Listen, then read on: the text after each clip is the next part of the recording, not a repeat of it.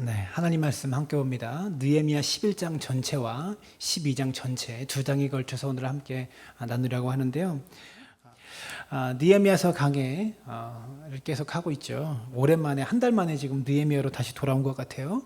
그동안 절기가 많아가지고 이렇게 됐는데 지난 시간 느헤미야 11장 12월 둘째 주에 설교했거든요.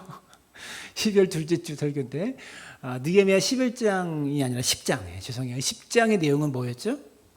이스라엘 백성들이 하나님과의 그 새로운 언약을 상징하면서 도장을 찍어요. 앞으로 이방인과 결혼하지 않겠다. 우리의 믿음을 지키겠다. 그리고 하나님의 교회를 내버려 두지 않겠다. 우리가 열심히 하나님의 교회를 물질로 섬기고 내버려 두지 않겠다. 몸으로 섬기고 물질로 섬기면서 내버려 두지 않겠다라고 서약하는 언약을 갱신하는 도장을 찍습니다. 이 도장을 찍었다는 게 참 중요하다고 그랬죠. 그래서 오늘은 그 서약식을 마치고 도장을 찍고 나서 느헤미야서 진짜 마지막 단락으로 들어서게 되는데요. 11장에서는 예루살렘 성 안으로 느헤미야가 백성들을 대거 이주시키는 장면이 11장에 나타나요.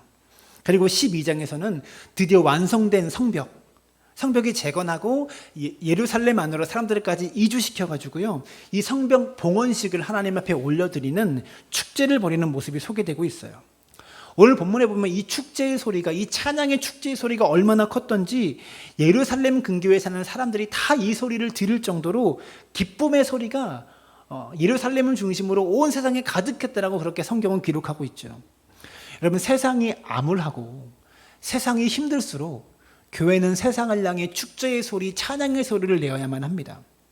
이 축제의 기쁨은 우리가 환경이 좋아져서가 아니에요.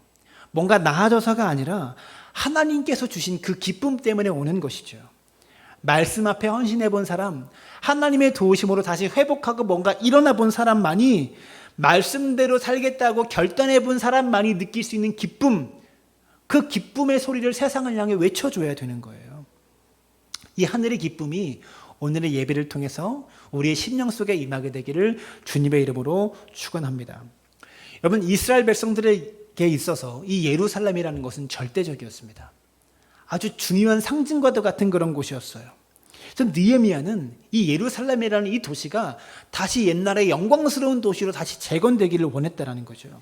그래서 그렇게 힘겹게, 그렇게 어렵게 성벽 재건 공사를 드디어 끝냈지만 정말 중요한 재건은 지금부터였습니다.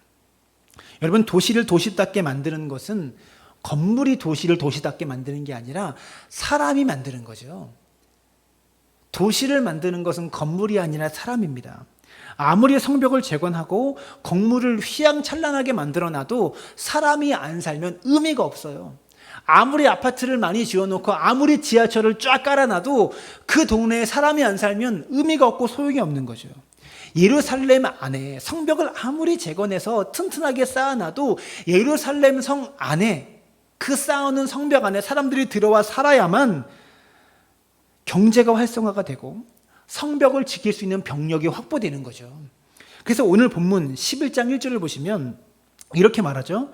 백성의 지도자들은 예루살렘에 거주하였고 그 남은 백성은 제비 뽑아 10분의 1은 거룩한 성 예루살렘에 거주하게 하고 그 10분의 9는 다른 성읍에 거주하게 하였으며. 여러분, 요즘 우리나라 상황에 있어서는요, 다들 서울로 오고 싶어서 난리가 나죠. 야단들입니다. 서울로 오려고. 서울의 아파트 값이 비싸기 때문에 그래요. 서울에 뭔가 아파트를 짓는다고 하면 그 청약 경쟁률이 엄청납니다. 하지만 이 당시 예루살렘은 그렇지 않아요. 분명 이스라엘의 수도였긴 했지만 이미 나라가 다 망했기 때문에 예루살렘은 우리의 서울과 같이 사람들에게 인기가 없는 그런 도시였어요. 예루살렘이 가지고 있는 이 도시의 의미가 굉장히 크다라는 것은 국가적으로 모든 국민이 알고 있었지만 외적들이, 이방인들이 군대를 가지고 침략하면 제일 먼저 점령하는 도시가 어딜까요? 예루살렘이에요. 왜냐하면 예루살렘에는 성전이 있었기 때문에, 이스라엘 국가의 상징이라고 하는 성전이 있었기 때문에 이 예루살렘을 함락시키면 나라를 함락시킨 것과 다름이 없어요. 근데 문제는 뭡니까? 예루살렘 성 안에는 백성들의 안전을 보장해 줄 군사력이 없었어요. 모든 대적들의 공격에 노출된 채로 백성들이 살아야만 했기 때문에 제일 위험한 곳이 바로 예루살렘이었다라는 거죠. 제일 먼저 공격해오고 제일 먼저 무너지는 곳이 예루살렘이었기 때문에 다 가서 살려고 하지 않는 거예요. 게다가 아직 경제가 활성화되지 않았기 때문에 예루살렘 안에 경제가 활성화되지 않았기 때문에 돈을 벌 수 있는 직장도 없었고, 게다가 백성들이 대부분 다 농사를 지었잖아요.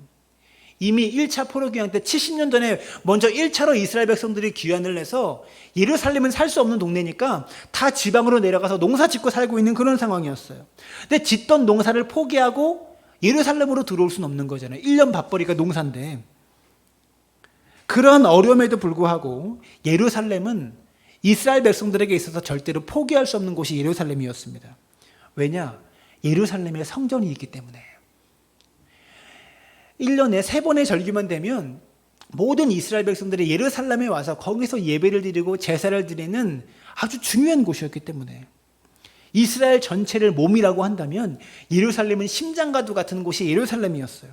그래서 누군가가 희생적으로 이 예루살렘 도시에 들어와서 살아줘야만 해요. 그래서 경제를 활성화시키고 방비를 튼튼히 해서 그렇게 해줄 사람들, 예루살렘 성 안에 살아서 그 일을 해줄 사람들이 반드시 필요했다는 거죠. 대적들의 집요한 방해에도 불구하고 힘겹게 성벽을 드디어 재건해 놓고 도시의 외형적인 형태를 드디어 만들어 놓았는데, 정작 하나님의 백성들이, 이스라엘 백성들이 와서 살고 싶어 하지 않은 동네가 바로 예루살렘이었다는 거죠. 그러나 고생스럽더라도, 힘들더라도, 많은 희생이 요구된다고 할지라도 예루살렘은 다시 세워야 돼요. 예루살렘을 다시 살려내야만 돼요. 그래야 국가가 견고하게 쓰는 거예요. 이방인들의 제일 타겟은 항상 예루살렘이에요. 성전이 있는 곳이기 때문에 제일 먼저 공격하고 무너뜨리려고 하는 곳이 예루살렘이에요. 그래서 예루살렘이 대적들에게 무너지면 지방에 있는 소도시들은 그냥 무너지는 거예요. 그래서 예루살렘을 살리는 것이 최전방을 살리는 것과 똑같은 일이라는 거죠. 그래야 자신들이 살고 있는 지금 고향도 살릴 수가 있는 거예요. 근데 생각해 보니까 교회가 그렇습니다. 여러분, 교회가 살아야, 교회가 은혜가 충만해야 여러분의 가정도 은혜가 넘치고요, 여러분의 일터도 은혜가 넘치는 거예요. 교회가 은혜가 충만해야 그 은혜로 가정과 교회와 국가가 살게 되는 거예요. 이스라엘 백성들이요, 예루살렘을 위해서 항상 기도했듯이 여러분도 교회를 위해서 기도하고 헌신해야 됩니다. 교회의 은혜가 가정에 흘러가고요, 여러분의 일터로 흘러가고요, 이 나라로 흘러가요. 느헤미야는 백성들이 예루살렘에 들어와 살기를 원했습니다. 백성들은 살고 싶어 하지 않았지만 느헤미야는 어떻게든 이 일을 해냈어야만 해요. 그래서 예루살렘에 정착해서 이 도시를 그 백성들과 함께 다시 일궈 나가야만 했다라는 거죠. 그래서 느헤미야는 예루살렘에 세 부류의 사람들을 정착시켰어요. 1절을 보시면 백성의 지도자들은, 상현아 1절을 보여주세요. 백성의 지도자들은 예루살렘에 거주하였고, 이렇게 말하죠. 첫 번째 그룹은 백성의 지도자들이 예루살렘에 거주했습니다. 두 번째 그룹 1절 또 한번 보여주시면, 넘겨주세요. 1절 또 한번 보여주시면, 그 남은 백성은 제비를 뽑아 10분의 1은 거룩한 성 예루살렘에서 거주하게 하고 그 10분의 9는 다른 성읍에 거주하게 하였으며, 예루살렘 성에 들어올 사람 전체 인구에 제비를 뽑아서, 청약을 넣지도 않았는데 강제로 제비를 뽑아가지고요, 10분의 1, 10%의 사람을 예루살렘으로 강제 이주시켜버렸습니다. 무작위로 당첨시켜버렸어요. 여러분, 우리가 아파트 청약에 당첨되면 기분이 굉장히 좋잖아요. 로또 맞았다고 그러잖아요. 근데 이 당시 10% 당첨된 사람들은, 예루살렘에 당첨된 사람들은 로또 맞은 게 아니에요. 당첨되기 싫은데 억지로 등 떠밀려서 당첨돼가지고 가서 살아야만 되는 거예요. 그리고 예루살렘에 살게 된 세 번째 그룹이 또 있어요. 2절을 보시면 11장 2절입니다. 예루살렘에 거주하기를 자원하는 모든 자들을 위하여 백성들이 복을 빌었느니라. 그러니까 지도자도 아니고, 그리고 당첨돼서 억지로 득떠물려 가는 사람도 아닌데 예루살렘에 거주하기를 자원하는 사람들이 있었다는 거죠. 자기가 자발적으로 이 고생과 수고와 어려움들이 기다리고 있는 예루살렘에 와서 살겠다라고 헌신한 사람들이 있었다는 거예요. 대단한 사람들이죠. 이 사람들이 너무 대단한 사람들이니까 2절 하반절을 보시면 백성들이 복을 빌었다라고 말합니다. 이들은 지금 목숨 내놓고 가는 거예요. 그래서 백성들이 복을 빌고 있는 거죠. 가만히 보니까 교회도 마찬가지예요. 교회에서 봉사하고 헌신하는 사람도 딱 세 부류의 사람으로 나눠집니다. 첫 번째, 그냥 직분 받았으니까 어쩔 수 없이 봉사하는 사람. 이런 사람이 있어요. 이스라엘 지도자들처럼 목사니까, 장로니까, 안수집사고 권사니까 어쩔 수 없이 헌신하게 되는 사람들을 말합니다. 그런 사람들이 있죠. 두 번째, 등 떠밀려서 헌신하는 사람. 뭐 하고 싶지는 않은데 등 떠밀려서 어쩌다 보니까 그 자리에 가서 헌신하고 있는 사람. 세 번째, 직분도 없고 누가 등을 떠민 것도 아닌데 자원하는 마음으로 봉사하고 헌신하는 사람들이 교회 안에 있다는 거죠. 여러분, 저는 이분들에게 하나님의 복이 임할 줄로 믿어요. 여러분, 헌신의 한자어가 뭐냐면, 헌신의 한자어가 바칠 헌자에 몸신자예요. 뭐를 바치는 거예요? 몸을 바치는 거예요. 로마서 12장 1절을 보시면, 그러므로 형제들아, 내가 하나님의 모든 자비하심으로 너희를 권하노니 너희 몸을 하나님이 기뻐하시는 거룩한 산 제물로 드리라. 여러분, 우리가 예배 때 드려야 되는 제물이 뭔지 아세요? 예배 때 드려야 되는 제물은 우리의 헌금이 제물이 아니라 예배 때 드리는 제물은 우리의 몸이에요. 헌금을 드리는 게 아니라 사실은 몸을 드려야 돼요. 어떤 분은 얘기합니다. 내가 몸이 못 따라가서 그렇지 주님 내 마음 아실 거예요.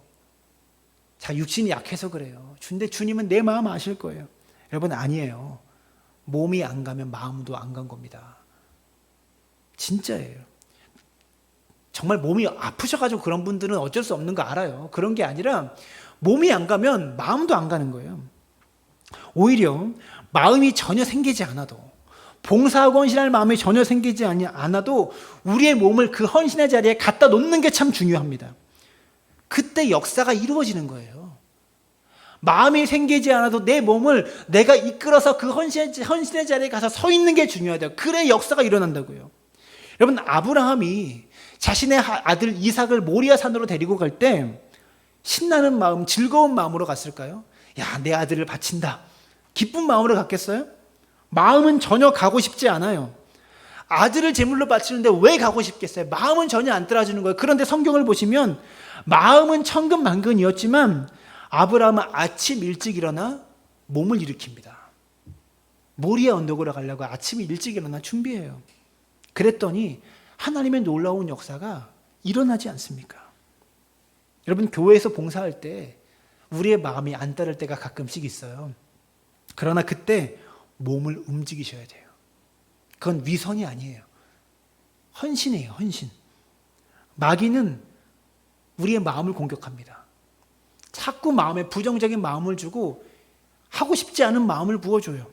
그러나 우리는 몸을 움직여서 그 헌신의 자리에 내 몸을 갖다 놓는 게 중요하다고요. 여러분, 주일날 아침에 교회에 오려면 애들이 말도 안 듣고 준비할 것도 많고, 그래서 어떤 마음이 생깁니까? 부모들에게 아휴, 애들이 말도 안 듣고 준비하려니까 참 힘드니까 오늘은 교회 가지 말자. 사탄은 항상 우리의 마음을 그렇게 공격해요. 그러나 사탄이 아무리 우리의 마음을 그렇게 공격해도 우리의 몸을 이 교회의 자리, 예배의 자리에 갖다 놓는 게 중요하다고요. 그래야 역사가 일어나는 거예요. 성경은 보세요. 너희 몸을 하나님께 제물로 드리라고 말하고 있어요. 마음이 아니라 몸을 드리래요. 여러분, 세계적인 목회자 릭 워렌, 그 목적이 이끄는 삶을 썼던 릭 워렌 목사님이, 이 목사님의 교회학교 선생님이 레리 건토라는 분이셨어요. 이 분의 직업이, 릭 워렌 목사님의 교회학교 선생님의 직업이 벌목공이었어요. 근데 글을 읽을 줄 몰랐어요. 벌목을 하면서 돈을 버는데 그게 직업인데 글을 읽을 줄 모르는 교회학교 선생님이셨어요. 글을 읽을 줄 모르니까 애들한테 어떻게 뭘 가르칠 수 있겠습니까? 그래서 릭 워렌, 이 초등학교 5학년 시절이었다는데 릭 워렌과 그 반 학생들이 글을 못 읽는 레리 건토 선생님을 위해서 교재를 미리 읽고 성경도 미리 읽어와요. 자기가 읽은 성경을 교회학교 공과 시간에 선생님께 읽어주는 거예요. 다시 읽어주는 거예요, 선생님한테. 그러면 선생님이 그 아이들이 읽어준 성경과 공과 내용을 다 듣고 아이들을 끌어안고 축복 기도를 해줬대요. 그때 초등학교 5학년이었던 릭 워렌 목사님은 무엇을 느꼈냐? 지금 예수님이 살아계셔서 만약에 나를 안아주신다면 이 선생님처럼 나를 안아주셨을 거야. 그때 릭 워렌이 목회자가 되기로 결단을 했대요. 벌목공이었던 글을 못 읽는 교회학교 선생님이, 그래서 아이들을 가르칠 능력이 없었던 그 선생님이 그 자리에서 신실하게 서 있는 것만으로도, 그 자리에서 있는 것만으로도, 몸이 와 있는 것만, 여러분 벌목공이었어요. 얼마나 피곤하고 힘들었을까요? 주일날 가고 싶지 않은 마음이 그에게도 분명히 있었을 거예요. 그러나 신실하게 그 자리를 채우고 선생님의 자리에 서 있는 것만으로도 하나님은 놀라운 역사를 이루셨다는 거예요. 여러분, 누군가는 꼭 가서 살아야만 하는, 누군가는 꼭 가서 희생하고 헌신해야만 하는 그 자리에 여러분이 자원하여 마음은 안 가더라도 몸이 갈 수 있는 믿음의 사람 되어주시기를 부탁을 드립니다. 그래야 역사가 일어난다는 것이죠. 그런데 하나님의 역사는 단 몇 사람의 힘만으로 일어나는 것은 아닌 것 같아요. 모두의 힘이 합쳐질 때 시너지를 나타내고 능력을 발휘한 것 같아요. 11장 전체를 보시면 예루살렘에 거주하기로 한 백성들의 이름을 느헤미야가 지파별로 아주 디테일하게 기록해 놓고 있어요. 여러분, 느헤미야 7장에서 어려움을 무릅쓰고 바벨론에서 첫 번째로 포로 귀환한 그 사람들 있잖아요. 그 사람들의 포로 귀환 자의 이름을 느헤미야 7장에서 쫙 소개해요. 자세하게. 우리 같으면 누구누구 왜 150명, 누구누구 왜 200명 이렇게 간단하게 썼을 텐데 느헤미야는 어떤 사람인지 자세하게 기록해 놓고 있어요. 사랑하는 여러분, 하나님은 하나님 앞에 헌신한 한 사람 한 사람의 이름을 기억하세요.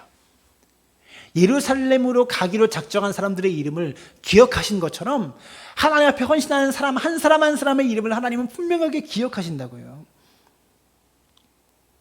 이어서 12장에 보면 11장에서 예루살렘에 들어와서 살 헌신자들을 느헤미야가 세우고 그 일을 마친 후에 12장에서 갑자기 제사장들과 레위 사람들의 명단을 소개합니다. 느헤미야는 지금 정치와 행정의 수장이었거든요. 모든 지도자예요. 이스라엘 국가를 이뤄가는 지금 실제적인 지도자예요. 그래서 새로운 나라의 위상을 보여주기 위해서 정치, 행정 지도자들의 이름을 먼저 기록해 놔야 돼요. 그죠? 그런데 그 사람들의 이 명단을 뒤로 미루고 어떤 명단을 먼저 소개하느냐? 영적 지도자들의 이름을 맨 앞에 기록합니다. 제사장과 레위인들의 이름을 먼저 기록했다는 거예요. 이것은 상징적인 의미가 있습니다. 나라를 뒷받침하는 힘이 무엇인지를 느헤미야는 알고 있었던 거예요. 나라를 이끌어가는 힘은 영적 지도자들의 기도의 힘이라는 것을 느헤미야는 알고 있었던 거예요. 여러분, 우리나라도 마찬가지죠. 겉으로 보기에는 정치인들이 나라를 다스리고 정치를 하고 살림을 하고 하는 것 같지만 그 근본에는요, 종교 지도자들의 힘이 있어요, 분명히. 우리나라를 역사를 보세요. 옛날에 고려 왕조 시대 때, 고려 시대는요 불교 왕조였어요. 고려의 모든 지도자들이 불교에 심취해 있었다고요. 조선 시대는 유교 왕조였습니다.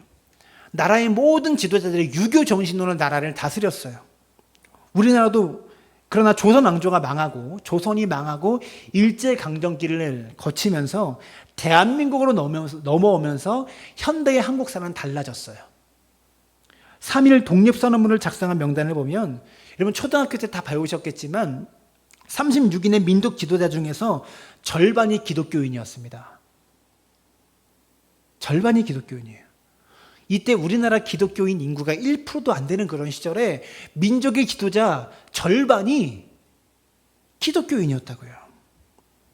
현대 대한민국의 정신적인 지주는 바로 기독교입니다.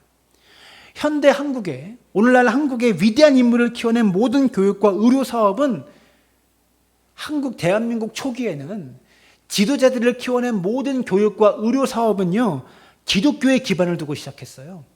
외국의 선교사들이 들어와서 병원을 세웠고 학교를 세웠고 거기에서 한국 초대 지도자들이 배출된 거예요. 해방이 되고 나서 1948년 5월 31일 대한민국 정부 수립 이후에 첫 번째 재헌국회가 열립니다. 그때 국회의장이 이승만 박사였는데 당시 국회의원이었던 이윤영 국회의원에게 국회 첫 시작에 앞서서 독립 해방 이후에 첫 정부 그리고 국회 첫 회의 시작이 앞서서 이훈영 국회의원에게 대표 기도를 해달라고 이승만 박사가 의장석에서 부탁을 합니다. 첫 번째로 열리는 국회에서 기도 부탁을 하였습니다. 당시 이훈영 국회의원은 목사님이었는데 국회의원이었어요. 그리고 이훈영 목사님의 대표 기도로 대한민국 국회의 첫 시작이 열렸다는 거예요. 모든 국회의원들이 그 자리에서 일어나서 같이 기도하면서 대한민국 국회는 그렇게 시작되었습니다. 이 대한민국이라는 이 짧은 기간 동안에 한국이 이렇게 발전을 이루게 된 것은 고려는 불교였고 조선은 유교였지만 적어도 대한민국의 초대 역사만큼은 기도하는 그리스도인들의 대한민국을 일으켰던 거예요. 지금도 그렇습니다. 나라가 여러 가지 사정으로 힘들고 어렵지만 교회가 이렇게 욕을 먹고 있지만 이 국가와 이 나라를 지탱하는 근본적인 힘은 교회에 있고 기독교에 있어요. 살아있는 교회, 건강한 교회가 이 대한민국을 지탱하는 힘이라는 것을 우리 모두가 인식하고 인정했으면 좋겠어요. 기억하기를 바랍니다. 계속해서 느헤미야는 백성들로 하여금 하나님께 찬양을 드리게 합니다. 느헤미야가 이제 성벽 재건을 완성한 기념으로 찬양의 축제를 준비해요.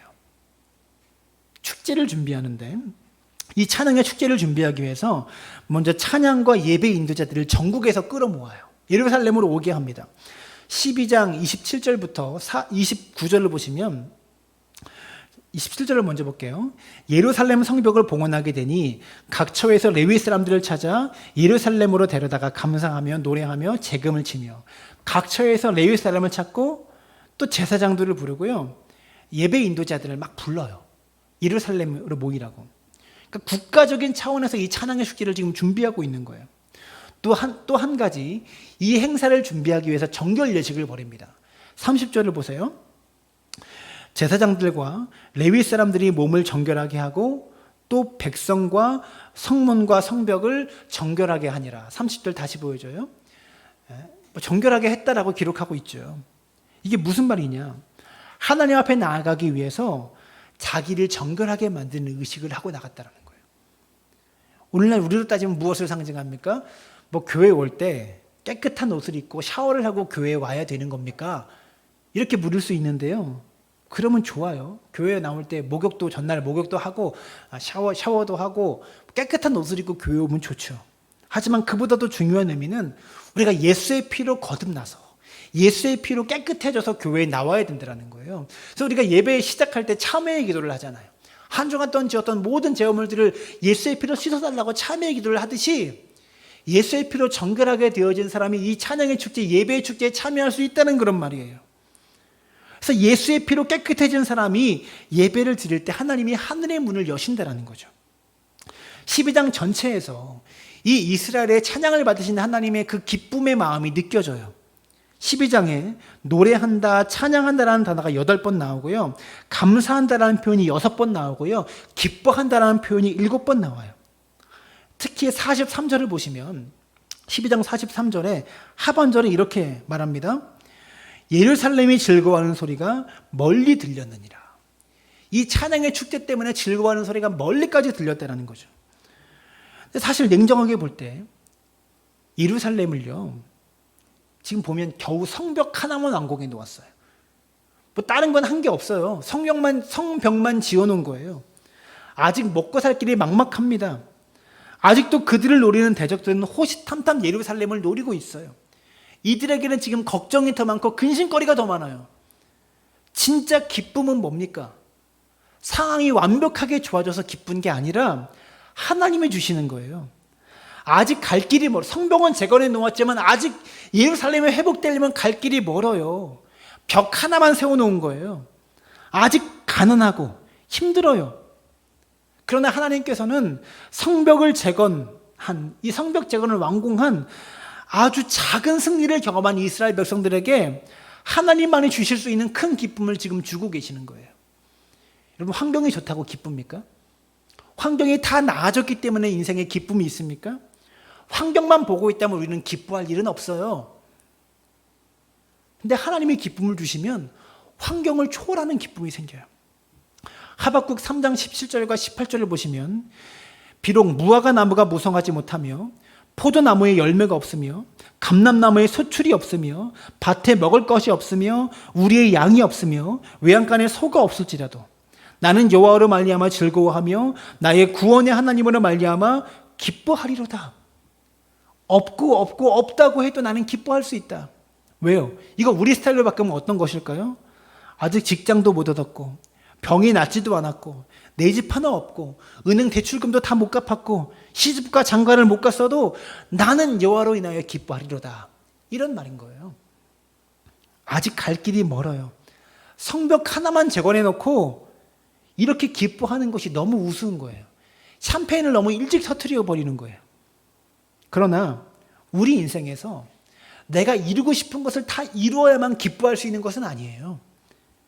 어려움 속에서도 조금씩 인생의 작은 고지 한 곳이라도 점령하게 되어질 때, 그 작은 승리를 경험하게 되어질 때 그 타이밍을 놓치지 않고 우리는 하나님께 감사를 표현해야 돼요. 사랑하는 여러분, 인생의 작은 승리에 감사하시길 바라요. 멀리 있는 큰 승리만 바라보고 오늘 이룬 작은 승리에 감사를 잃어버리는 우리의 모습이 있지 않습니까? 나는 모든 것을 다 이루고 난 뒤에 감사하겠다. 아닙니다. 인생의 작은 승리와 작은 성공에 감사할 줄 아는 사람만이 모든 것을 다 이룬 이후에도 감사할 수 있는 거예요. 올해 우리 사랑나무 교회가 창립한 지 올해로 7년이 접어듭니다. 올 10월이 되면 딱 7주년이 되는 거죠. 저는 벌써 7년이 되었다는 것이 너무나 기쁘고 감사해요. 근데 우리 교회가 모든 것이 갖췄기 때문에 제가 기뻐하는 겁니까? 이곳에서 버티고 견디고 이 여러 번의 수혜들을 이겨낸 작은 승리에 대한 감사와 기쁨이 끝까지 포기하지 않는 힘이 되는 거예요. 아직 우리는 부족한 것 투성입니다. 갈 길이 멉니다. 그러나 기뻐하고 감사하십시오. 지금 있는 상황에서 내가 경험하고 있는 작은 성공에 기뻐하고 감사하는 자들에게 하나님이 여러분의 상황을 바꿔주시고요, 큰 것에도 감사하고 기뻐할 수 있다는 것을 기억하시길 부탁을 드립니다. 작은 것에 감사하는 그 힘으로 끝까지 가요. 그러나 지금 이곳에서 작은 성공과 작은 승리에 감사하지 못하면 끝까지 못 가요. 계속해서 12장 31절을 보시면, 이에 내가 유다 방백들을 성벽 위에 오르게 하고 또 감사 찬송하는 자의 큰 무리를 둘로 나누어 성벽을 밟고, 지금 감사 찬양의 축제를 벌이고 있는데 이 대열을 둘로 나누었대요. 38절에 보시면 감사 찬송하는 다른 무리는 왼쪽으로 행진하게 하는데, 31절에는 오른쪽으로 둘로 나눠서 31절에는 성벽을 중심으로 오른쪽으로 행진하게 하고요, 38절에는 성벽을 중심으로 왼쪽으로 행진하게 했어요. 그래서 중간에 딱 만나게 돼요. 서로 중간에 찬양하며 딱 만나가지고 하이파이브를 하면서 막 그렇게 서로 지나갔겠죠. 오늘 본문을 보시면 이 찬양의 축제를, 여러분 찬양의 예배, 찬양의 축제를 벌이는데 원래 어디 가서 해야 돼요? 성전에 가서 해야 될 거 아닙니까? 근데 이들은 성전으로 가지 않고 굳이 느헤미야는 성벽 위로 데리고 갔어요. 성벽으로 데리고 가서 백성들이 성벽을 직접 자기 발로 밟으면서 찬양의 축제를 지금 온 백성들이 즐기고 있는 거예요. 왜 이렇게 했을까요? 그들이 고생하면서 기적같이 완공한 그 성벽 위를 걸으면서 승리가 무엇인지를 그들이 깨닫게 되는 거예요. 이 성벽을 재건할 때 대적들의 끈질긴 방해가 있었고 공격이 있었지만 하나님의 은혜로 우리가 승리해서 그 대적들의 공격과 방해를 이겨내서 지금 우리가 이 성벽 위에 서 있다. 그 성벽을 밟고 축제를 즐기며 느끼고 있는 거예요, 지금 이들은. 이전에는 이방인들이 비웃었습니다. 이스라엘 백성들이 재건한 저 성벽은 부실공사야. 여우가 올라가도 금방 무너질 성벽이야. 그렇게 비웃었습니다. 그런데 이제는 수만 명의 이스라엘 백성들이 그 성벽에 다 올라가도 무너지지 않을 만큼 끄떡없는 성벽의 강함을 지금 그들은 몸으로 체험하고 있는 것이죠. 하나님의 백성들이 찬양하면서 성벽 위를 밟으면서 뭘 선포하고 있는 거예요? 이 성벽은 하나님이 지으신 성벽이다. 이 성벽은 음부의 권세가 감히 무너뜨리지 못할 성벽이다. 그것을 찬양으로 고백하고 있는 겁니다. 또 44절을 보시면 이 찬양의 축제, 찬양의 예배를 드리면서 44절에 백성들은 자신들이 가진 물질을 하나님께 드렸습니다. 44절을 보여주세요. 그날에 사람들을 세워 곡간을 맡기고 제사장들과 레위 사람들에게 돌릴 것, 곧 율법에 정한 대로 거제물과 처음 익은 것과 11조를 모든 성읍 밭에서 거두어 이 곡간에 쌓게 하였노니. 즉 거제물과 백성들의 11조를 곡간에, 성전 곡간에 쌓아 놓았대요. 왜 성전 곡간에 찬양의 예배를 드리면서 거제물과 11조를 가져와서 쌓아 놓았을까요? 44절 하반절을 보시면 이렇게 말합니다. 44절 하반절, 이는 유다 사람이 섬기는 제사장들과 레위 사람들로 말미암아 즐거워하기 때문이라. 여러분 11조를 어떤 용도로 쓰는지 다 아시잖아요. 교회 헌금을 어떤 용도로 쓰시는지 아시잖아요. 하나님께서 제사장과 레위인들을 먹이는 데 하나님이 여러분의 헌금을 쓰세요. 그런데 은혜를 받지 못했을 때는 아이고 아까워라, 우리가 왜 저 사람들을 먹여야 되냐 그랬는데, 은혜를 받고 나니까 영적 지도자들이 얼마나 소중한지 알게 되는 거예요. 그래서 왜 11조를 드렸냐? 왜 거제물과 처음 익은 열매를 성전 곡간에 쌓아놨냐? 유다 사람들이 섬기는 제사장과 레위 사람들을 말미암아 즐거워하기 때문에. 영적 지도자가 얼마나 소중한지 이들이 은혜를 받고 나니까 깨닫게 되는 거예요. 저 영적 지도자의 기도와 헌신을 통해서 하나님께서 우리에게 즐거움을 주시는구나, 은혜를 주시고 복을 주시는구나, 그래서 그 은혜를 우리가 사는 것이구나, 이것을 깨달게 되니까 하나님 앞에 제물을 드리는 것이 이들이 기쁨이 되는 거죠. 여러분 헌금 잘하면 복 받는다는 설교 많이 들어보셨죠? 뭐 크게 보면 그게 틀린 말은 아니지만 맞는 말도 아니에요. 헌금에 대한 정확한 설명은 아닙니다. 헌금하면 복 받는 게 아니라 헌금은 이미 여러분이 받은 복의 감사의 표현이에요. 이미 여러분이 받은 것에 대한 감사의 표현이 헌금이지, 헌금하면 복 받는 게 아니에요. 헌금은 더 많은 복을 얻어내기 위한 수단이 헌금이 아니라고요. 내가 이미 하나님께 받은 복에 대한 감사를 표현하는 게 물질을 하나님께 드리는 헌금이에요. 다윗이 성전을 건축해서 엄청난 많은 헌금을 하나님께 드렸어요. 성전 건축을 위해서. 아무리 왕이지만, 다윗이 왕이었지만 왕으로서도 부담될 정도의 금액을 하나님께 헌금했다고요. 그 정도 엄청난 헌금을 드렸으면 우리 같으면 하나님 제가 얼마 드렸는지 아시죠? 저의 후손들에게는 엄청난 복을 주셔야만 됩니다. 다윗은 그렇게 말하지 않았어요. 다윗은 그 엄청난 헌물을 드리고 뭐라고 말합니까?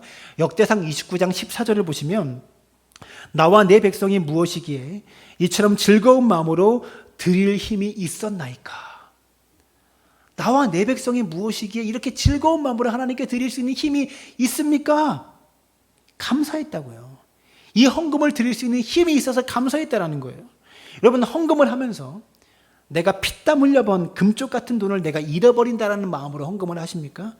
아니면 하나님이 너무나 많은 것을 내게 주셔서 내가 헌금할 수 있는 힘을 주신 하나님께 감사하는 마음으로 헌금을 드리십니까? 제가 아주 어렸을 때 할머니 집에서 많이 지냈거든요.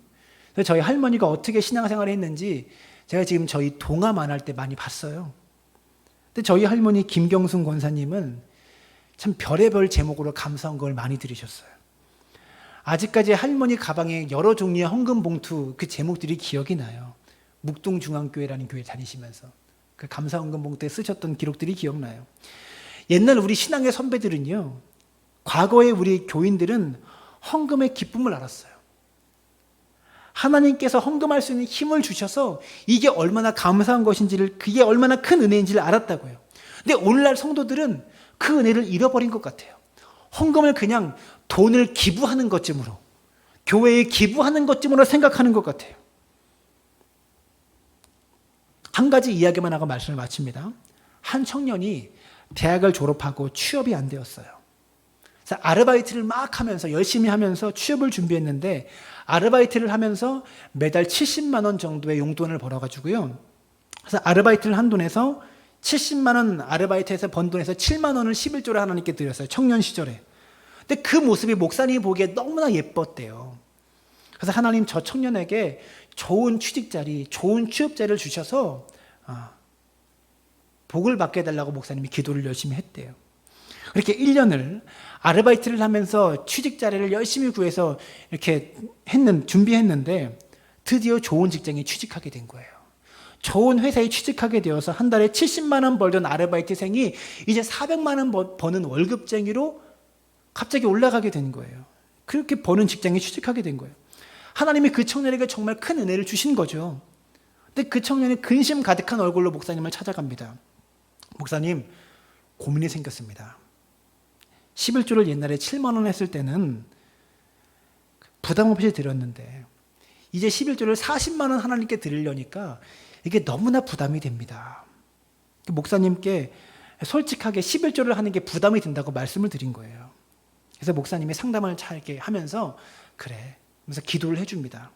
하나님, 이 청년이 40만 원 11조 드리는 것이 이 청년에게 부담이 된다고 합니다. 하나님, 이 청년이 40만 원 11조 드리는 것이 부담이 되지 않도록 다시 수입을 70만 원으로 줄여주시옵소서. 이렇게 기도했대요. 무슨 말입니까? 하나님이 여러분에게 헌금할 수 있는 힘을 주신 게 감사라고요. 그게 감사라고요. 그게 은혜라고요. 더 많은 복을 얻으려고 헌금하는 게 아니라 여러분, 하나님께서 주신 은혜에 당연히 감사하는 마음으로 드리는 게 헌금이라고요. 여러분, 주신 은혜에 감사함으로 드려야지 아까워하면서 드린다면 그게 어찌 헌금이 되겠습니까? 말씀을 맺겠습니다. 11장과 12장에 걸쳐서 여러 가지를 말씀드렸습니다. 하나님께 헌신할 수 있는 몸을 주신 것에 감사할 수 있게 되기를 바랍니다. 누군가는 예루살렘에 들어가서 자기 몸을 거기에 갖다 놔야 나라가 살고 교회가 살게 되는 거예요. 그리고 그 헌신의 자리에 가는 게 기쁨인 거예요. 마음은 가지 않아도 몸이 갈 수 있는 믿음의 사람 되어지길 바랍니다. 그래야 역사가 일어납니다.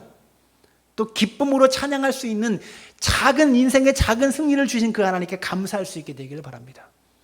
큰 것에 성공해야 모든 것을 다 이루어야 감사할 수 있는 게 아니라 작은 성공 하나에도 감사할 수 있는 자가 그 감사의 기쁨으로 끝까지 갈 수 있는 거예요. 포기하지 않고.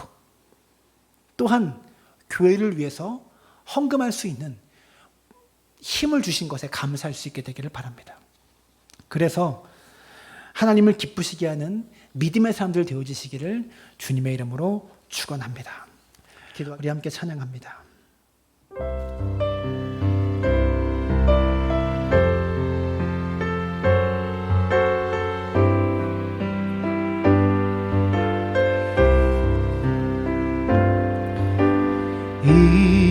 이제 내가 살아도 주 위에 살고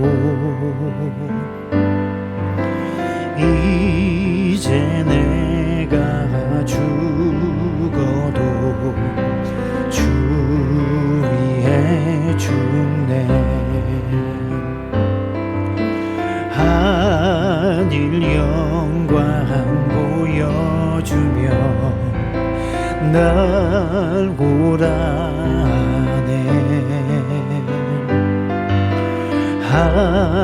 할렐루야 찬송하며 주께 갑니다. 그러므로 나는 사나 죽으나 주님의 것이요 사나 죽으나